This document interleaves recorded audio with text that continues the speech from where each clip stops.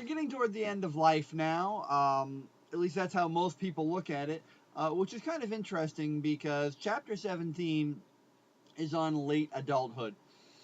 And we think of this as the end of life. This is when things end. You're kind of wrapping up, you're kind of old, you're kind of useless, you're not really doing much anymore. This is the time Americans love the idea of retiring. Late adulthood starts at around the age of 60, and by the time people are wanting to lower the retirement age at this rate, it's usually between the ages of 62 and 67.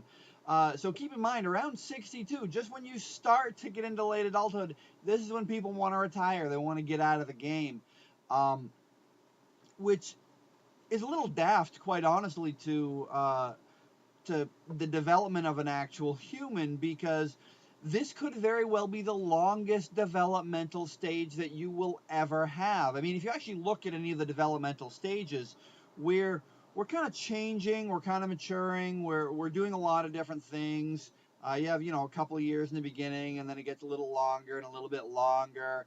Middle adulthood is 20 whole years between the ages of 20 and um, or 40 and 60, about the same as early adulthood, but late adulthood starts at 60 and it ends when you kick off, um, and so this at least is going to last 20 years, assuming you live a decent age. Um, and keep in mind the average age, we're going to get into averages in a little bit, but the average age to live in this country is, I think, around 73.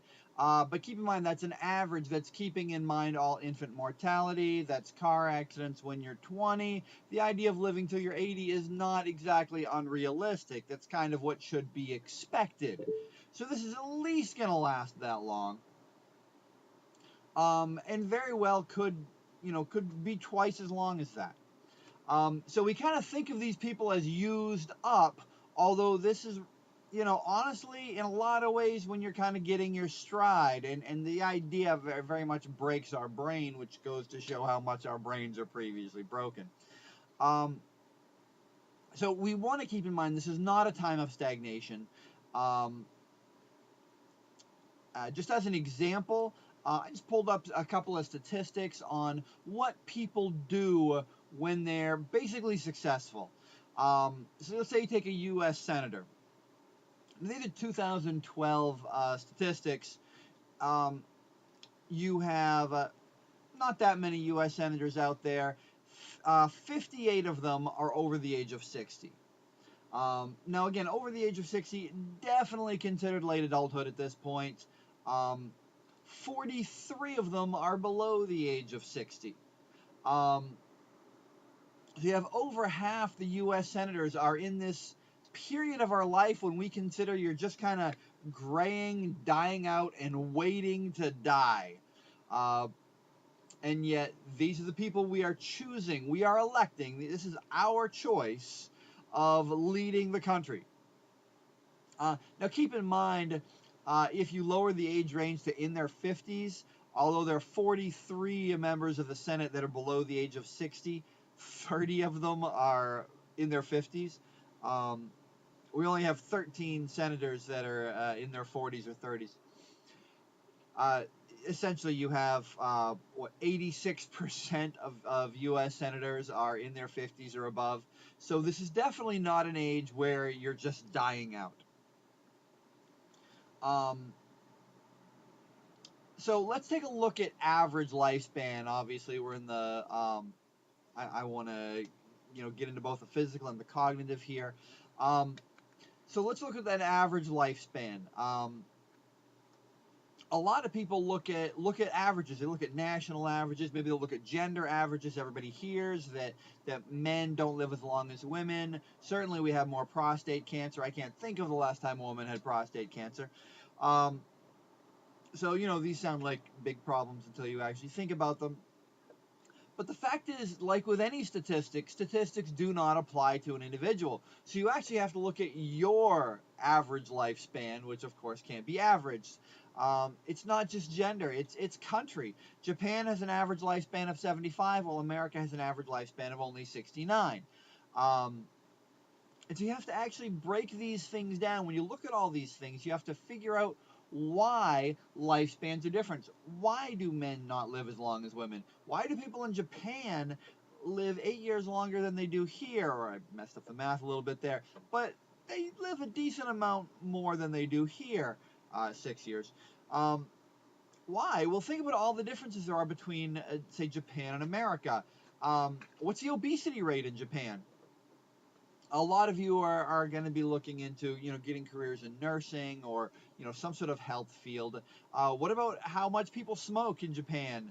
What do they eat? The concentrations of fat. I mean, keep in mind that at this point, cancer no longer the leading risk of death.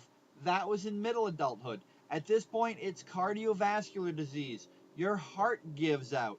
How are we taking care of our hearts compared to other people?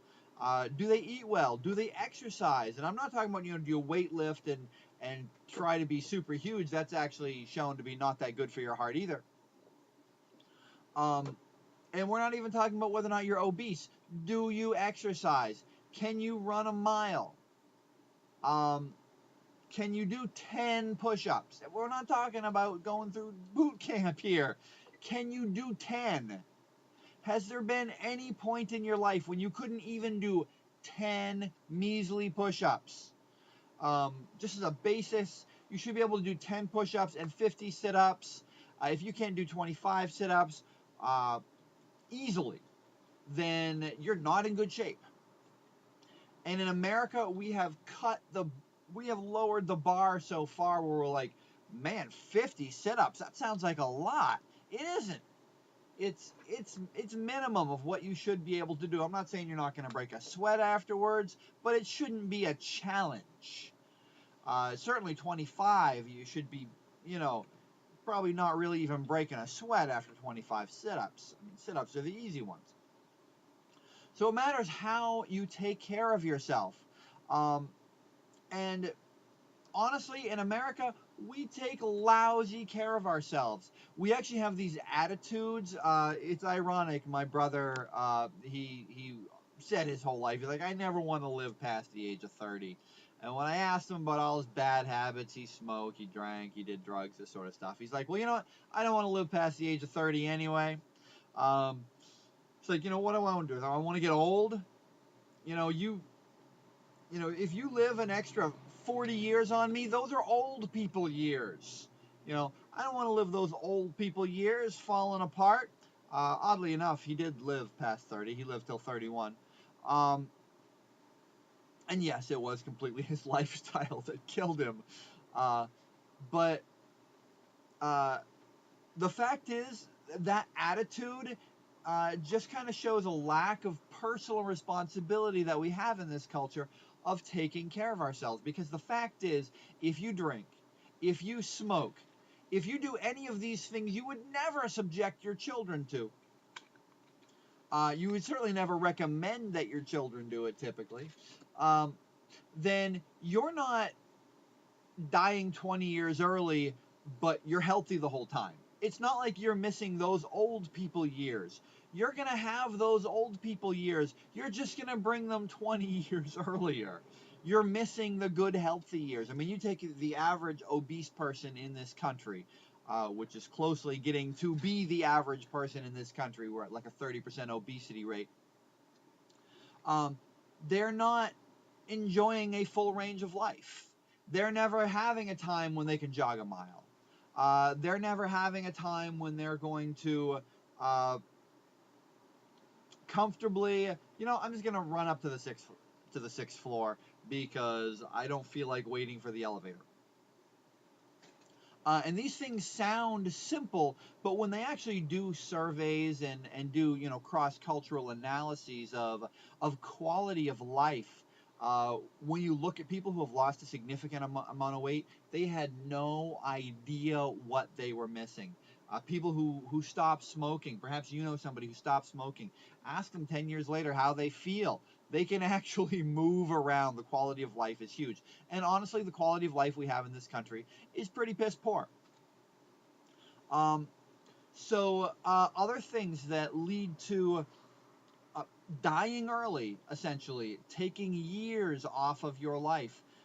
Things like retirement. Like I said, this is the time when people in this country want to retire. There's another thing they don't necessarily do in other countries right off the bat. A lot of other countries, and we're not talking about, poor, non-industrialized nations. We're talking about, Japan, a lot of Europe. They don't get to the point where they're 60 and then they just drop off the map like we do here at retirement. Um, Retiring actually leads to early death. There's a lot of statistics that show that retirement not only leads to uh, reducing the amount of years you have left, but it also leads to senility, which we'll get into in a little bit, loss of your mental faculties. And this goes for a lot of different things. They've shown in the health sector, that a lot of factors are taken into consideration when they look at, because they have to look at mortality for the individual. One of the things, for example, is if you break a hip. A lot of people joke around. You get an old person, they break a hip. The reason people are so concerned about breaking a hip is that you have a 50% chance of dying in the next 6 months if you break a hip. People don't live through that. And it's not because, you get like an aneurysm or a blood clot or something like that. It's because you stop moving. You stop doing things. You get not active. Your heart breaks down. One of the things to keep in mind is that during late adulthood, consider late adulthood the fastest developmental section that you have in your entire life. And we don't think of it like that. We look at little babies and we say, wow, babies are developing so fast. Yes, but babies will develop no matter what you do. You can sit them in a room, you can chain them to a toilet and leave them for 4 years. In 4 years, they're going to come back and they're going to be a 4-year-old. They're going to develop pretty much no matter how poorly you take care of them. They won't be as healthy otherwise, but they're still going to develop. In late adulthood, it's not like that. You're going to develop incredibly rapidly, and it's totally based on how you take care of yourself. So if you retire and you stop moving around, your ability to move around will diminish rapidly. Within months, you will lose the abilities that you have. Of the people, we'll get into sex in a little bit, but of the people that lose their sex drive, it's because they stopped having sex. You stop having sex, within a few months, you stop having the desire and the physical ability to do so. You develop incredibly rapidly at this point. So you know what? Just don't slack off. You've had 60 years to practice being competent and taking care of yourself. Just keep it up. And this will, like I said, this will go for mental abilities as well as physical abilities. You lose things really fast. So we'll get into dementia here. Now, dementia is, for lack of a better description, one advantage of not being a clinician, I can use the word crazy. When you start to go crazy in your old age, you're just not putting things together. Now, by all means, like it says, it goes over dementia pretty well in the book, and it is true that when you're my age, I call myself absent-minded. I have no idea what day of the month it is. I don't know what month it is. I don't know how many days have September, June, July, and October. I don't really care. It's not the sort of information I waste brain power on. I swear, for the last maybe 10, 15 years, whenever I go into the bank, you fill out your deposit slip or whatnot. Under date, I write the word today. Never once have I been called on it. Nobody cares. In the bank, they just put everything into the computer, and that puts in the date automatically. So why do they even ask me for it? It's ridiculous. And so at my age, people will just say, well, you're just absent-minded. They'll talk about your other pluses. They'll say, well, Zeus, you're a smart guy. You're the absent-minded professor type. And I'm like, yeah, okay, there you go. But by the time you're 70, you start forgetting the name of your neighbor, and everybody's like, oh, well, you're starting to lose it. And then, you start to believe it yourself. It's not necessarily true. I've lived here for 2 years. I just found out the name of one of my neighbors that I've talked to repeatedly. I had literally a guy next door that I talked to all the time, and a guy two houses down, but basically the only other person that I talked to. I had their names reversed. I had no idea. I just never, I go to talk to them. I say, hey, how's it going? I don't say, hey, hello, Greg. I just didn't know. I didn't even know their names. So by all means, a lot of the dementia is just people blaming age. Again, having this stereotype of these people as falling apart, which is not necessarily true. But at the same time, dementia can happen. It is highly linked to no longer using your brain power. They've even found this out with Alzheimer's disease. Much more physical causes of dementia and lack of sanity in your old age. And the people that have Alzheimer's are typically people that stop using their brains. College professors, they have a very rare rate of Alzheimer's. It basically doesn't happen to us. As a matter of fact, my mentor, the man who's my advisor, I'm very proud to have him as an advisor. I have no idea how old he is, but let's just say he's definitely in late adulthood. And the very concept of this guy going senile is crazy. He's genius. He's brilliant, and he's going to stay that way in part because he's still this guy isn't going to retire. He's not going to be a professor emeritus. He's going to keep working. He's going to keep stimulating that gray matter, and he's going to keep being on the top of his game until his body gives out from just being worn. I mean, it helps that he's a professor and he gets all summer long to go on his vacation. He's basically retired every summer, but still, the idea that you continue to use your brain is going to continue to develop and lose abilities that you don't use just as fast as your body at this point. Now, when they actually look at this, you actually get very rapid physical developmental changes in the brain when you start to go senile. One of the things they found very strong correlations to is your corpus callosum. Now, your corpus callosum, if you remember right from the more physiology chapter, is that part in the middle of your brain that connects one half to the other. And women have a much thicker corpus callosum than men.